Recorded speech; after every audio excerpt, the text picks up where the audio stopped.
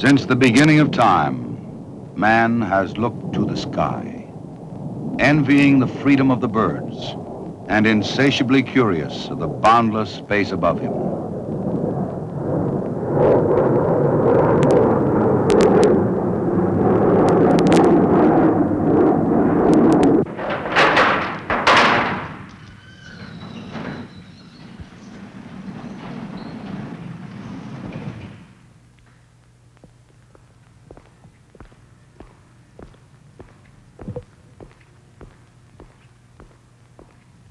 This is the Smithsonian Institution's National Air and Space Museum facility in Silver Hill, Maryland. Here are stored some of the early relics of those bygone days, which chronicle man's early attempts at stretching his wings.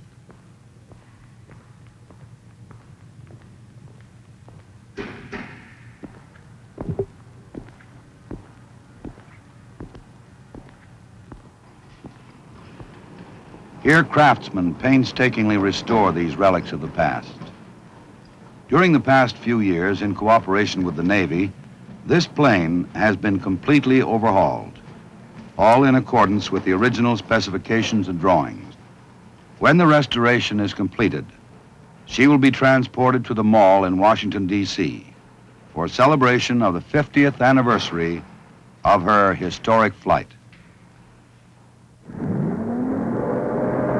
Once it was said of this plane, the machine is impossible and is not likely to be of any use whatever.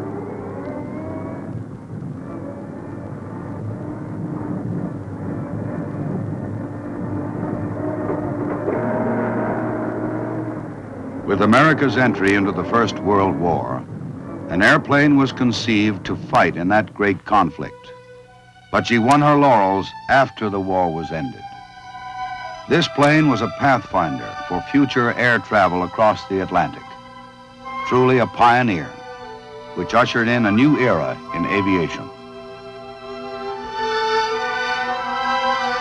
Although the historic flight of this aircraft was lost in the post-war excitement of the 20s, it will long be remembered as one of this nation's great achievements.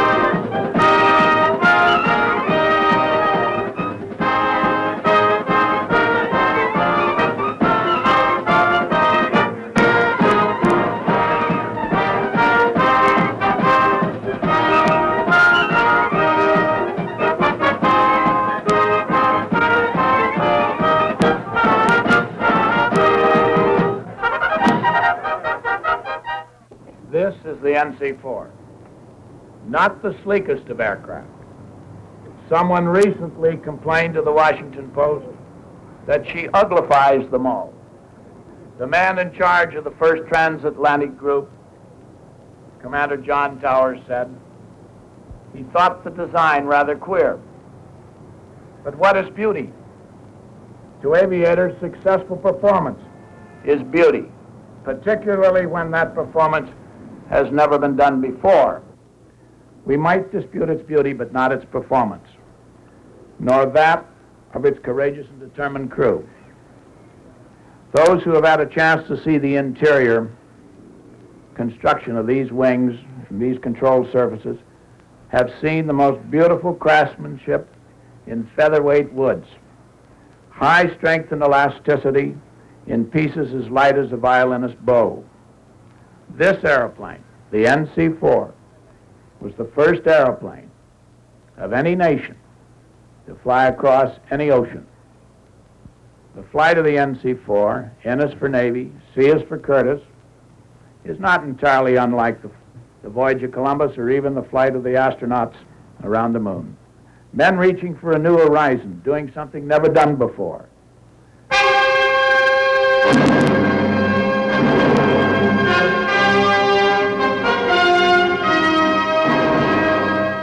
The NC-4 flying boat was born in the turmoil of World War I, whose belligerents entered the fray like falling dominoes.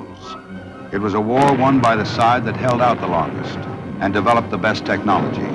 So far, every German technical breakthrough had been effectively answered by Allied weapons, all except one. The dreaded Unterseeboote, the torpedo-laden German submarine. By the time the United States Navy became active in the Atlantic, a graveyard of sunken hulls had piled up less than 10 miles off the British coasts. President Woodrow Wilson had tried faithfully to keep America on a neutral course.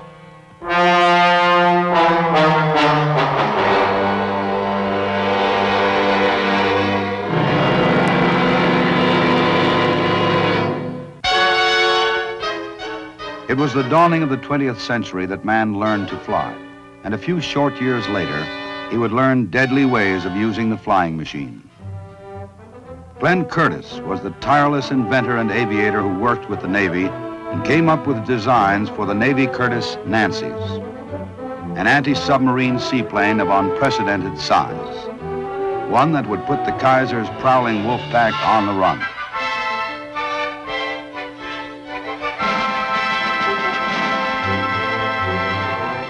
But the Central Powers were already on the run.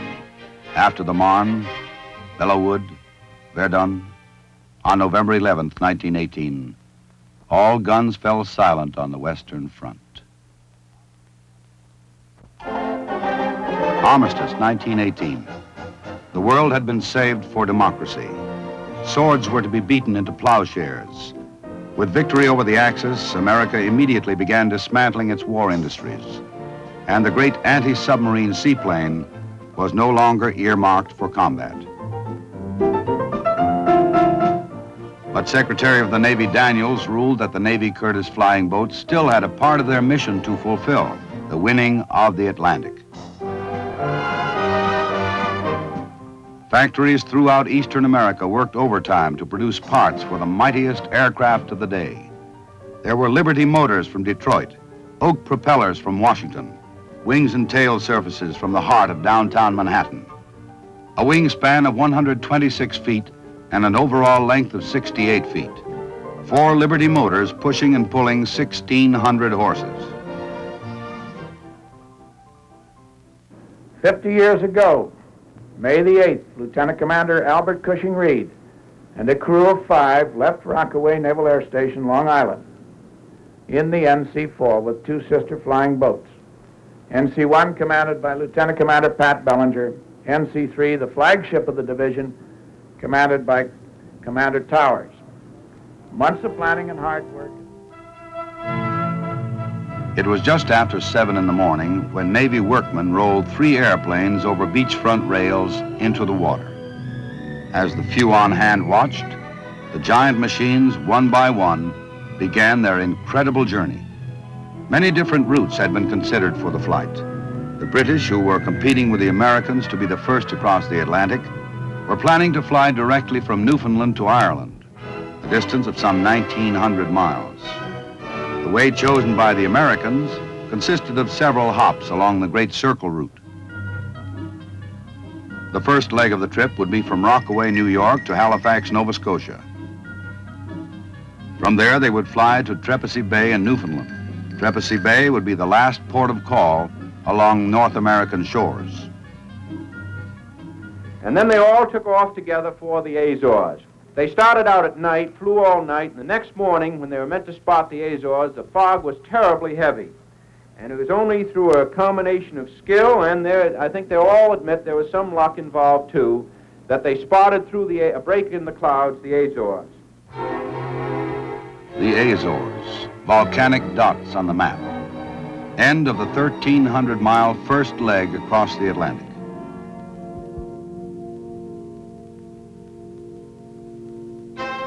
It was a Saturday morning when the 20,000-pound monster of wood, metal, and fabric thundered through the sky toward Horta Bay. Lieutenant Commander Albert C. Reed and the NC-4 had made it to the Azores.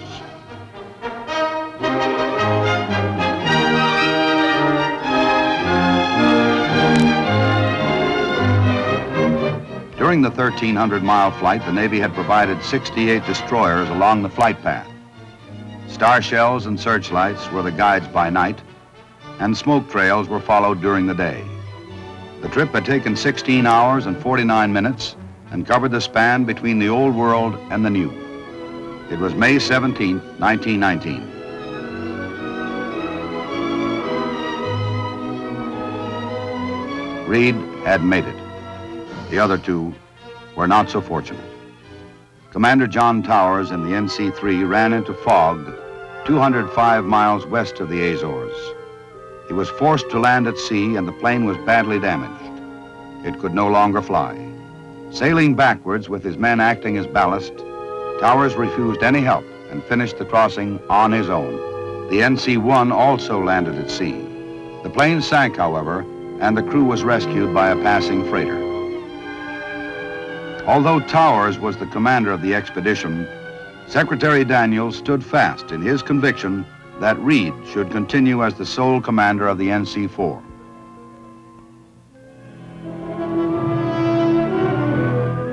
Reed took off on the morning of May 27th for Lisbon, Portugal, and the completion of the Atlantic crossing, a distance of 800 nautical miles.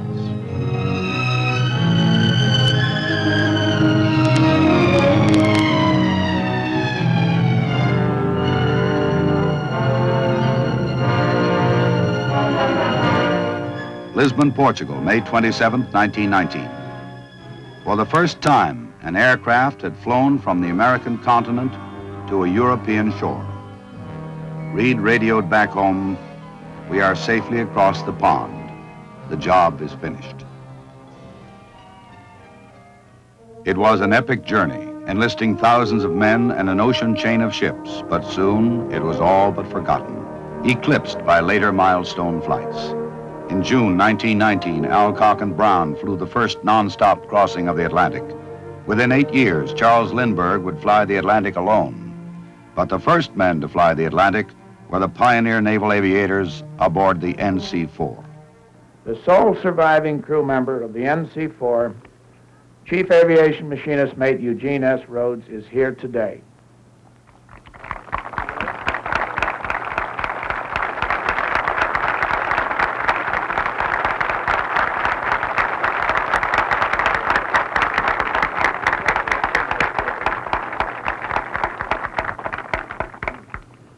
Now, I'd like to conclude these ceremonies by announcing that the band will now play the NC-4 March, which was composed in 1919 in its honor.